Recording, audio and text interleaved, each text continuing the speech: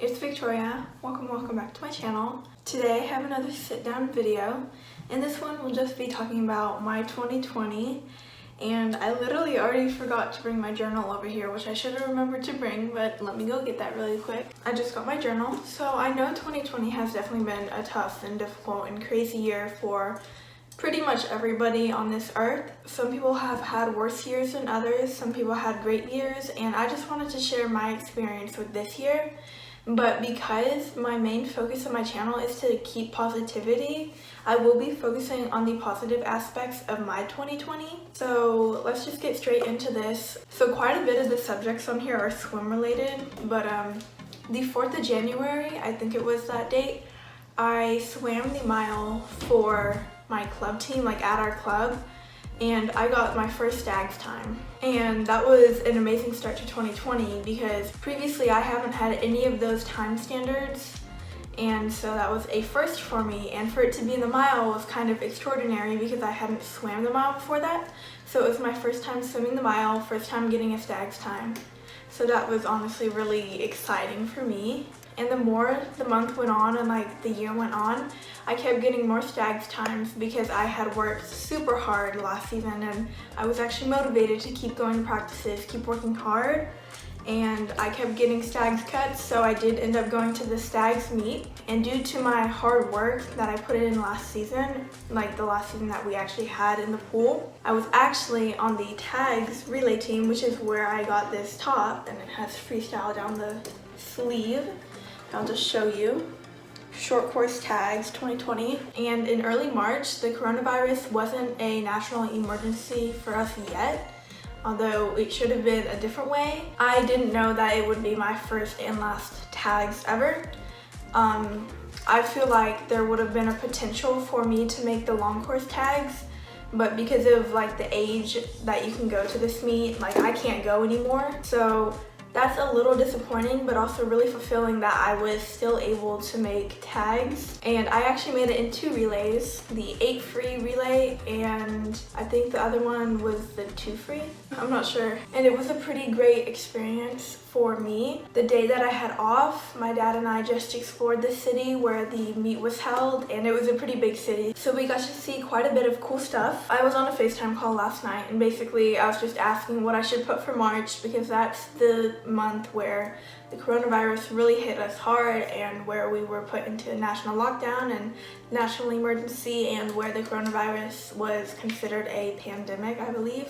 It could have been earlier, but I'm pretty sure it's in March. And so, as I said before, I do want to keep this positive. So just on my FaceTime call with my friend last night, she's just like, be happy that I existed in March. And I'm like, yeah, that is pretty good, because obviously glad to still be able to talk to friends online during the whole quarantine and everything, and I'm glad that I still have friends to talk to. That was like March. I finished my freshman year, which was pretty stressful, and I feel like the homeschooling in the like 2nd semester of last year was a lot more helpful than it is this year, because we had a different schedule that I really did prefer. But the main reason I'm staying home and like schooling at home right now is really to protect my family. So something that actually happened during the whole quarantine thing is like everything basically shut down, right? So my club for swimming shut down. I can't believe I'm saying this, but I missed swimming and I missed going to practices during that time,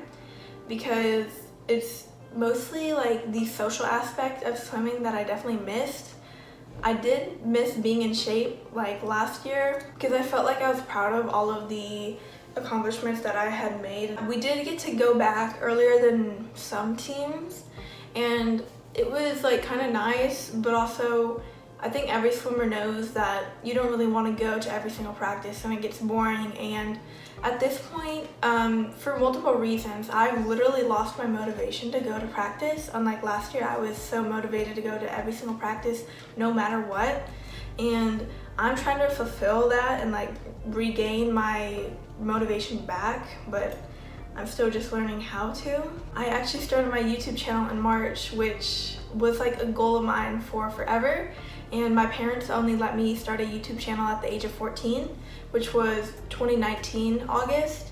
And if I did start it back then, I don't know where I'd be right now, because I don't know what I'd be doing, probably like vlog stuff, and I'd have a chance to probably film the pandemic happening, like, oh my gosh, we're in a pandemic. But I started my channel, my first video was actually wearing this shirt, and I started it somewhere mid or late March, I believe. I think it's the 26th, but I'm not sure. That was like a goal of mine. I've always wanted to have a YouTube channel, and now that I have one, I feel like pretty proud of myself. And like I said before, I don't know if I'd be doing reactions. I don't know if I'd be following the people I do right now. I don't know what TikTok would have been for me, because TikTok really introduced me to different artists and just people, and I don't know if I would have gotten the app if it wasn't for quarantine. I had my first viral video, basically viral, in August. I think it was like the 22nd of August. I posted the pray reaction. The rest of that day I was going to visit my sister at college. This is like low-key kind of emotional for me to talk about, because like I said, YouTube was kind of like my goal. I was so ecstatic, and then also Jaden's mom commented on the video. Oh, the emotions that just went through me. I remember we were pulling up to a light, and I literally could not stop hyperventilating just because of like how happy I was. And I definitely wouldn't have met Jaden if it wasn't for TikTok. Although now he's not really considered a TikToker anymore, I do thank TikTok for introducing me to him. I mean, I started school sophomore year. It was kind of basic, kind of boring, honestly. Like, school is boring for me. Then, like, in October, I think it was October, I'm not gonna check the date because that's too much for me to do, but I had my second viral video, which was the Larray canceled reaction. And I did get hate comments on that because of what I said about BTS, but I didn't really take them to heart too much. And I do wish I didn't present my opinion the way I did, which is why I did add a pinned comment. But I'm still super grateful for that video blowing up. And then also some milestones was like hitting 100 subscribers, 500, etc., and almost hitting 1,000. So in like early August, I was like about 30 subscribers, maybe close to 40. And then the pray reaction, I'm pretty sure, got me to basically 100 subscribers, which that was like an insane moment, because my goal originally, like in June or July or something, was to get 100 subscribers by my birthday, which didn't happen, which is okay because I didn't have any videos that really like circulated and blew up. It's honestly been a crazy journey, but I'm super grateful for all of you and for all of the stuff that's happened. It's taught me a lot, like the topic I'm about to get into. I learned so many life lessons this year, from dealing with the pandemic to certain occurrences that happened in May and June, what my parents wanted and expected from me, not only grade-wise, but also social media-wise. And I've definitely learned to appreciate things more, especially being home with the pandemic and not getting to see my friends as much. I do appreciate my time with them even more than I did before, because I am really fortunate to have friends and be able to spend time with them. So like in the Christmas haul that I'm about to post later today, I made Region. It was so different this year, I have to be honest. We obviously had an audition online, and for typical Region auditions, you're in a room with a bunch of people, and then you have to play for the judges, and you get one chance. And this year, because of being online, you submit a recording and you can replay it, you can re-record over and over, but once you submit, you can't replay it over after you submit it, and you can't hear it again, and that's it. That's your recording done. So there's two different cuts. I submitted both of them. The beginning of both of them wasn't too great, I have to say, but in my mind, I thought I made up for it later in the cut, which apparently I did. And then my private lesson teacher texted me, like, you made 10th chair.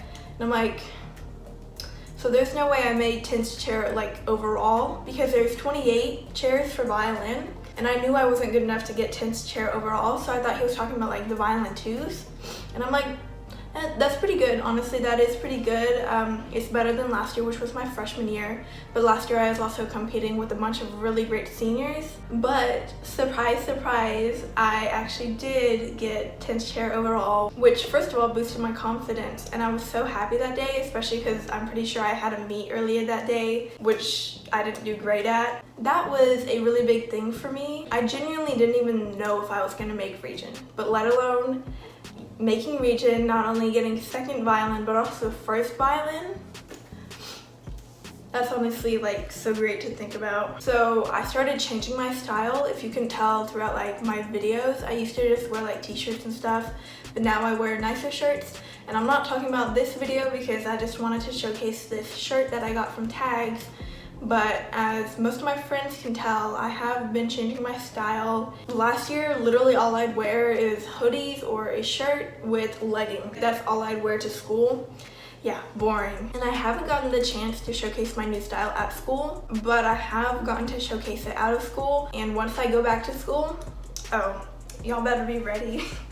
No, but I've talked about this with a friend and we're actually both changing our styles. I'm glad to be changing my style, is something I have to say. So some of y'all can tell, and my friends who have like been over to my house multiple times, they know that I've redecorated my room. And my reactions used to be set up back there and you could see my bed, which meant that I had to make my bed every time I wanted to record a reaction. So having it in this corner, I just have this and this. My bed is actually right there. That's what that is. Oh wait, that's what that is. That's my bed. Technically, I don't have to make it if I want to film a reaction, which are like the most common videos that I film. So, I mean, I could not make my bed and still film. Depends. So I'm just gonna give a little basic background. I think my dresser was over there in like winter or something, like in my closet. But that was one of my dressers in my room. The other one I moved also into my closet. Somehow I actually had enough space for it, which like, great for me.